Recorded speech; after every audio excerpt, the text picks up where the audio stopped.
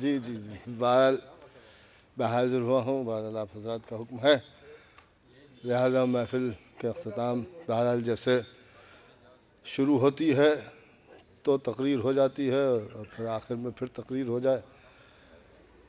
میں کیا عرض کروں، آپ نے سورہ توحید تو سنا ہی ہے کہ جس میں یہ کہا گیا ہے کہ خداوند عالم کیا ہے اور کیسا ہے. وہ کہہ رہا ہے کہ قل هو اللہ احد، اللہ وہ ہے کہ جو احد. احد میں اور واحد میں فرق، واحد اور ہے، احد اور. واحد بھی ایک ہے اور احد بھی ایک ہی کو کہتے ہیں، مگر واحد ایسا احد ہے کہ جس کے دو ہو جائیں، یعنی جو دو سے مل کے ایک ہو جائے اسے واحد کہتے ہیں. اسی لیے رسول اللہ نے فرمایا انا والی من نور واحد، یہ ہے واحد. مگر احد اصل میں اس ایک کو کہتے ہیں کہ جس کے دو نہ ہو، جس کے دو نہ ہو، یعنی جو آدھا نہ ہو سکے اسے احد کہتے ہیں. اللہ کو واحد نہیں کہا گیا ہے بلکہ احد کہا گیا ہے، تو وہ ہے احد، یعنی ایک ایسا ایک کہ جس کا دو نہ ہو سکیں. دیکھیے دوسرا ہونا تو الگ بات ہے، جس کے خود دو نہ ہو سکیں اسے احد کہتے ہیں. لیکن وہ کہہ رہا ہے وہ احد ہے. اب ایک بات میں بہت دور سے ماشاءاللہ پڑھے لکھے حضرات بیٹھے ہوئے ہیں، سمجھدار مجمع ہے، لہٰذا یہ ایک معارف کی بات ہے جو میں آپ کے سامنے عرض کر دوں. بہت دور سے عرض کروں گا اس لیے کہ فضائل آل محمد بیان کرنے کے لیے لغت بھی قاصر ہے، اس کے پاس بھی الفاظ نہیں ہیں. اس کے آگے ایک عجیب و غریب جملہ ہے، لم یلد ولم یولد. دیکھیے لم یلد ولم یولد، اس کا ترجمہ لوگوں نے ہر طرح سے کیا ہے، لیکن اگر آپ لفظی ترجمے میں جائیں تو لم جو ہے وہ ماضی کے صیغے میں چلا جاتا ہے. لہذا یہاں کے اوپر جو ترجمہ ہو رہا ہے وہ یہ ہے کہ وہ لم یلد ولم یولد، یعنی نہ اس سے کوئی پیدا تھا نہ وہ کسی سے پیدا تھا. دیکھیے صحیح ترجمہ جو ہے اس کا لفظی ترجمہ وہ یہی ہوگا کہ نہ اس سے کوئی پیدا تھا نہ وہ کسی سے پیدا تھا.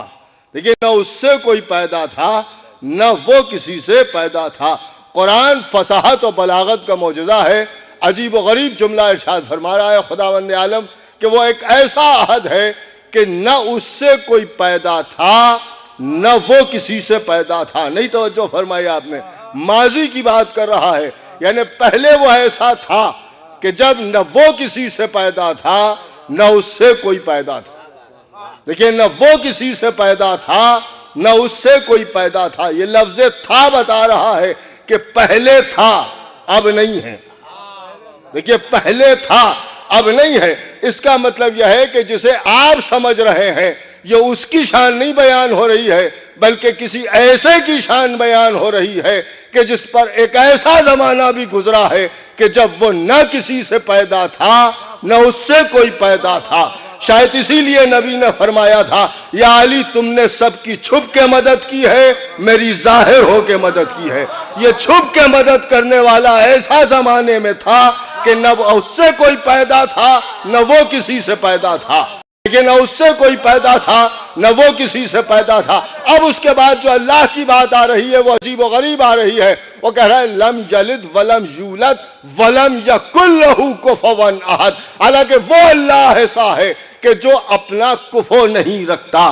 اس کا مطلب یہ ہے کہ وہ احد تو ہے مگر ایسا احد ہے کہ جس کا کوئی کفو نہیں ہے. قرآن فصاحت و بلاغت کا معجزہ ہے. اس کا مطلب ہی یہ ہے کہ کوئی ایسا احد بھی ہے کہ جو کفو رکھتا ہے.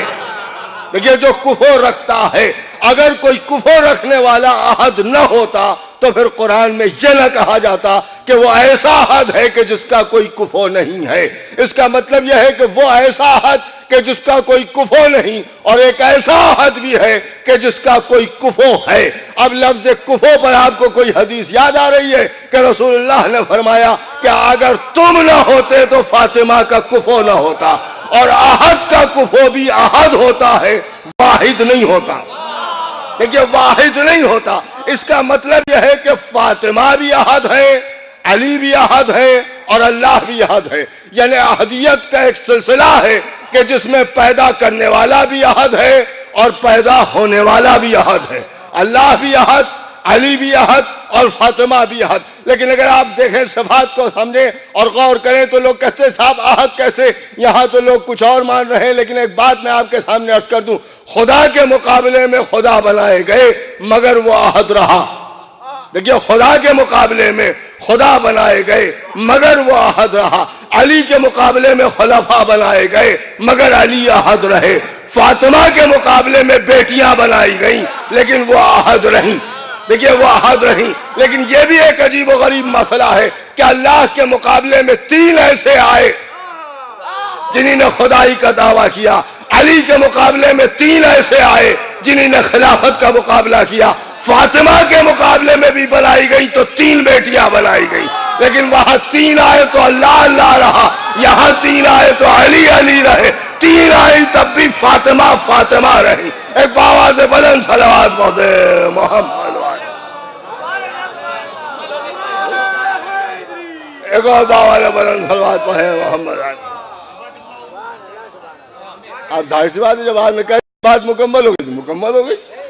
اب پھر دعا ہو جائے کہ تمام حاضرین ہم سب مل کے بارگاہ فاطمہ زہرا صلوات اللہ السلام علیہا میں اس جشن کی مبارکباد پیش کرتے ہیں کہ شاہ دی ہماری اس مختصر کی عبادت کو قبول فرمائیں. حاضرین محفل کے دلی مقاصد کو پورا کر دیں اور جو بیمار ہیں ان کو شفاء کاملہ عطا ہو.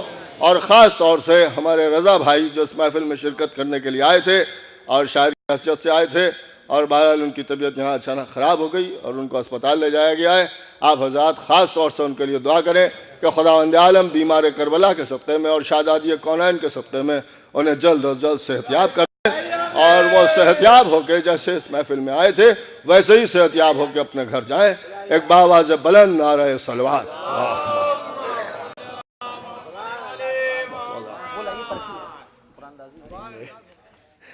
ہم نے گفتگو 130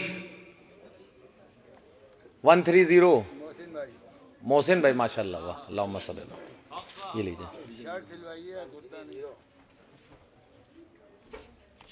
مولانا کے ہاتھ دے. نہیں یہ تو آپ نے کہا